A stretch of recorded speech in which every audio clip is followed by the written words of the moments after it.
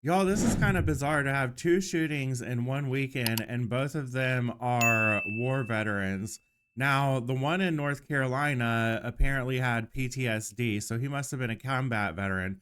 However, the church shooter yesterday, was also a veteran of the Iraq War. However, he was not a combat veteran. And I don't know if he ever witnessed combat or anything like that. It doesn't really sound like he did, but I want to get into some details because this is just kind of a bizarre thing. And everyone on the internet's like going crazy, trying to point the fingers at a political party. I'm going to tell you right now, I don't think this is political at all. And I'm going to explain to you why. So, this is part of the reason why I feel like this is bizarre because it doesn't sound like his family was suspecting anything going on with him. The father of Michigan church shooter Thomas Jacob Sanford said his family is devastated in the wake of his son's deadly rampage and that they have no answer for why the decorated Marine and married father would have done something so evil. The elder Thomas Sanford described his son, who died in a shootout with police outside the Latter day Saints church in Grand Blanc, Michigan, after driving his pickup through the front door and setting the building on fire, as a loving father and husband. That's that's some serious damage. He burnt the entire church down. Let's get to someone that actually had a conversation with him recently and what he told them, because this is where the motive is going to come out. Hello, everyone. I'm talking to Chris right now, and you contacted me a short time ago. Pretty distraught because actually, earlier today, you came to the realization that you say that you talked to the person who did this horrible thing in Grand Blanc Township. I did last week. It was Wednesday or Thursday. I'm running for city council and I'm canvassing. And I had an address on my map that I went to, and I came across a gentleman. He was very friendly, and he had interacted positively with me. And then we got out of the vehicle. We started just to talk, and after a short while, the conversation went to the Church of Latter Day Saints, Mormonism, and he just made the position multiple times that Mormons are the Antichrist. And he, in not so many terms, said that several times. He gave me his background, but I just walked away from a person who had some very sharp views about Mormons. Yeah, so you were just out campaigning for the election in November coming up, I'm assuming. That is correct. And so you're just shaking hands, looking to meet people. You come across his door. Have you matched it up? Is it the address the same as this person? Have you looked? It is, yes. I mean, it is not only the address, but it's also the person that I spoke with. Again, I have a friend in Utah who is involved with the LDS church. I sent him a voice message saying I had a conversation with a person who had very sharp views, and it's just like you come across a lot of different people while you campaign. Yeah. And I shared this with him on Friday, and then we had our Sunday dinner, and I ended up seeing a photo that was the exact guy I spoke to last week. So you saw the guy, and I'm not gonna, the shooter. You saw his picture on the news or on social media, and what was your first reaction? Shock. I mean, to have just interacted with a person who, again, he had very sharp views. And when we first started speaking, very positive. We just made just general chit chat, and then he went to his background, how he was a Marine, he had served overseas. And again, I'm going to paraphrase because I'm just going from memory, but he, to start new, had moved out to Utah to plow snow.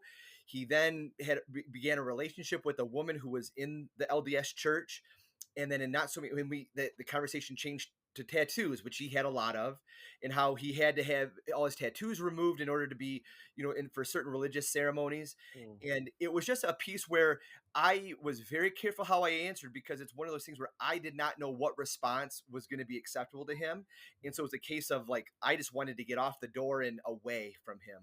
So you just wanted to be nice and say, "Okay, have a nice day."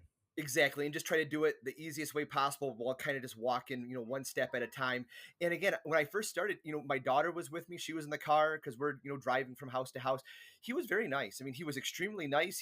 My daughter has special needs. She reached out to him. He held her hand. He was extremely. He talked about his child who had a serious medical concern and how just the care there. Yep. For whatever reason, the conversation shifted from chit chat into what are your thoughts about the Church of Latter Day Saints. And Yeah. again, my cousin played football at BYU. I have friends who, Oh. Oh. so I have a history with BYU and the Mormon Church. you don't know what you're going to say that could potentially cause a reaction. So I kept my views to myself and walked away. So at no time did you feel there wasn't any threatening or violence. It was just kind of you thought off the wall kind of talking. Exactly. It wasn't like next week, this Sunday, I'm going to do. It was more of a case of just views that were shared. And again, I mean, what I just walked away from was a person who was very animated and it mentioned that, for lack of a better term, that Mormons were the Antichrist. Okay. And obviously troubling, but nothing that you would have need to alert it police for anything. No, I mean, not to say just in pop culture, but if you listen to enough YouTube, social media, like you hear different views on either side. And so it wasn't anything that I would say was violence inducing, but just people of all stripes have very sharp views. And I was like, okay. And I just, again, I have a very semi indirect relationship with the Church of Latter-day Saints. And I just kept those views to myself and just very carefully walked away. Okay, so and you are saying that you are 100% sure this is the same individual you talked to. Was it last week? Yes, it was last Wednesday or Thursday. Dave, 1,000,000% I spoke with. Okay, so I had to listen to that again because at some point it kind of sounded like he was a member of the church, but I don't think that's the case. It sounds like he knew a woman that went to the church and he talked to her and she was telling him that if he were to become a part of the church, he would have to have his tattoos removed in order to join some of their ceremonies. I don't know what kind of ceremonies Mormons actually do, but obviously we have a very clear motive. He hated Mormons. He thought that the Mormon church was the Antichrist. He thought that they were evil. A lot of people think that Mormonism is a cult, and I don't know that I necessarily can 100% disagree with them. However, because I've known people that have been a part of the Mormon church and then left the Mormon church because of the kind of things that they do, and some of the beliefs that they have are really, really, really strange and cult-like. So that's just my opinion. But I don't hate anyone, okay?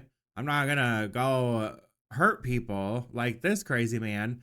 But obviously now we have a very clear motive. This is not political. This has nothing to do with politics.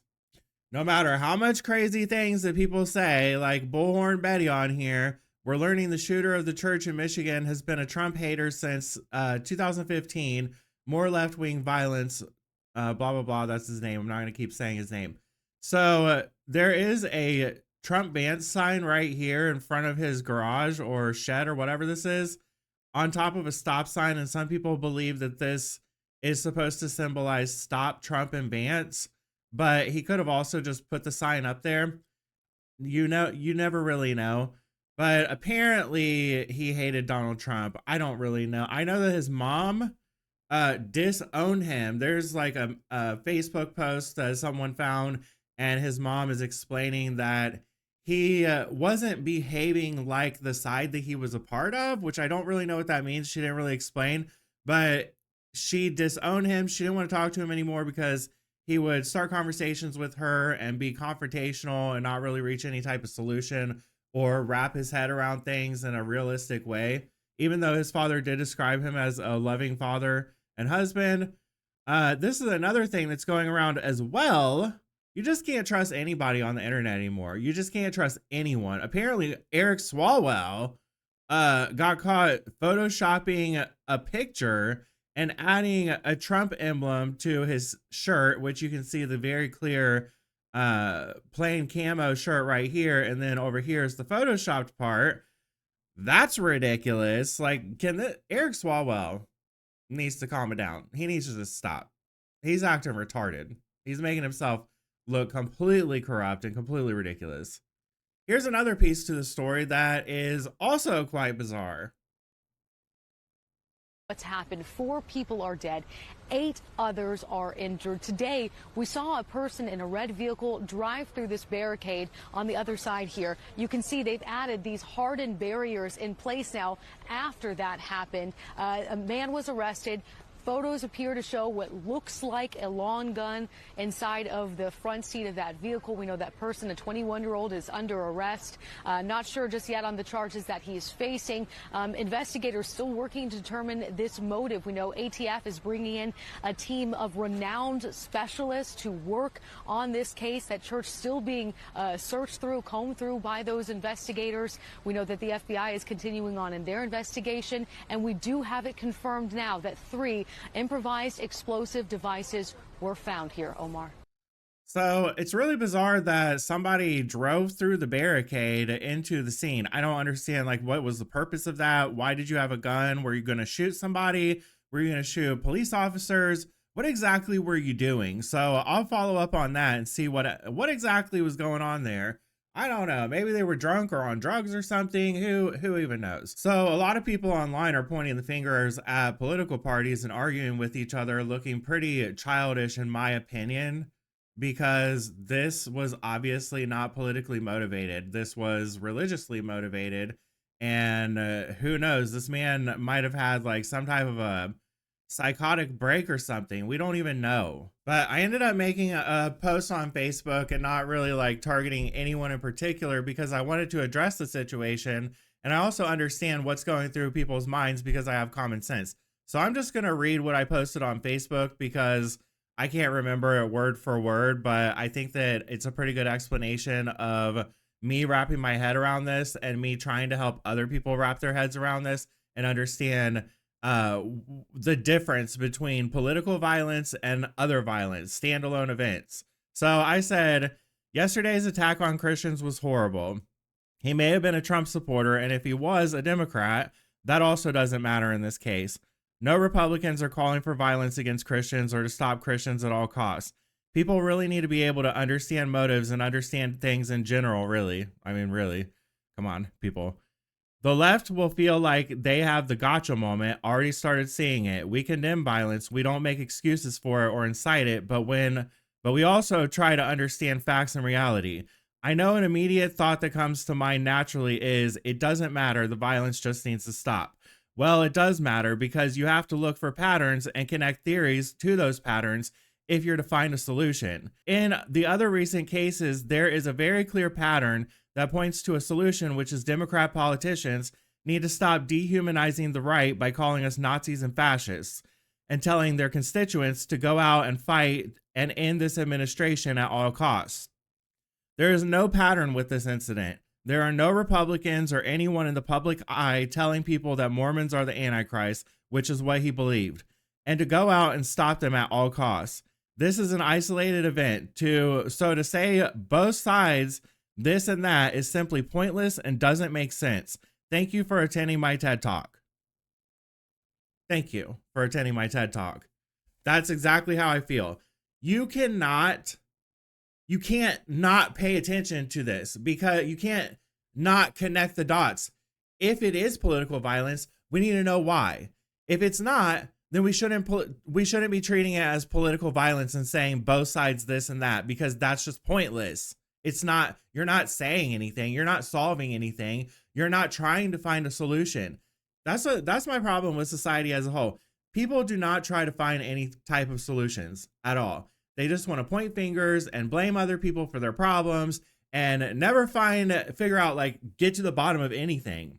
They just want to turn a blind eye if it's their side. And if they think that they have a gotcha moment to the other side, then they want to blow it up and make a massive big deal out of something that actually wasn't connected to a political ideology at all. So tell me in the comments, what do you guys think about all of this? What are your opinions on the matter? Do you think it should be politicized? Do you think it's not political at all and people should just look at this as a standalone event and not connected to any political party? That's what I think, but you're entitled to your own opinion. Leave the comment, press the like button, make sure you're subscribed if you're not already, and I'll see you on the next one.